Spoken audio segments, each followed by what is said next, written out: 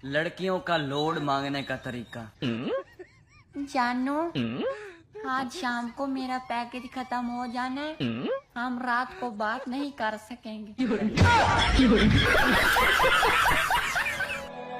लड़के बाइक चलाएं, कार चलाएं, ट्रक चलाएं, लड़कियां एक जबान ही ना चलाएं। मेरे पास तुम्हें कहने के लिए फकत यही आखिरी अल्फाज है। हंसते रहा करे, इतना दुखी मत हुआ करे। यार जे वीडियो नहीं वायरल हो रही तो की होया है? आ टीठा वांगू लगे तो होया ना।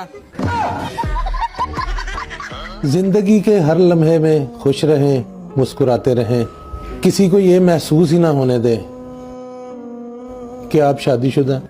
साला ये दुख का खत्म नहीं होता बे। कहते ने पुत्र तेरी शादी करन लग्या तेरे दिल दी कोई ख्वाहिश। मैं क्या मैं अपनी पसंद दी शादी करनी है। कहते इहदा मतलब तू फिर नहीं करानी। मैं मशोक नू लारा लाया। ਮੈਨੂੰ ਆਪਣਾ ਨੰਬਰ ਨਹੀਂ ਸੀ ਦੇਣਾ ਚਾਹੁੰਦੀ, ਨਾ ਦਿੰਦੀ। ਆ ਥਾਣੇ ਦਾ ਨੰਬਰ ਦੇਣ ਦੀ ਕੀ ਜ਼ਰੂਰਤ ਸੀ?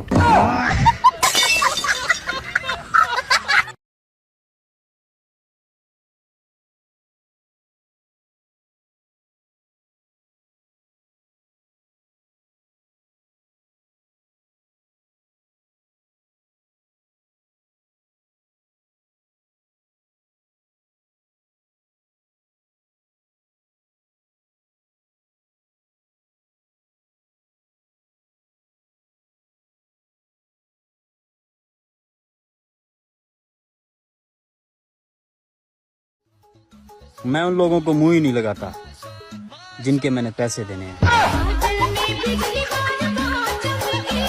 लोगों ਨੂੰ ਮੈਸੇਜ ਆਂਦੇ ਆ ਬਿਗ ਫੈਨ ਸਰ ਆਪਕਾ ਨੰਬਰ ਮਿਲੇਗਾ। अब ਮੈਨੂੰ ਮੈਸੇਜ ਆਂਦੇ ਆ ਤੂੰ ਮੇਰੀਆਂ ਸਾਰੀਆਂ ਵੀਡੀਓ ਲਾਈਕ ਕਰ, ਮੈਂ ਤੇਰੀਆਂ ਸਾਰੀਆਂ ਵੀਡੀਓ ਲਾਈਕ ਕਰਾਂਗਾ। ਮੈਨੂੰ ਕਹਿੰਦੀ ਸੈਪਰੇਟ ਰੂਮ ਨਹੀਂ ਹੈ ਤੁਹਾਡਾ। ਮੈਂ ਕਿਹਾ ਸ਼ੁਕਰ ਕਰ ਘਰੇ ਰੱਖਿਆ ਉਹਨਾਂ ਨੇ।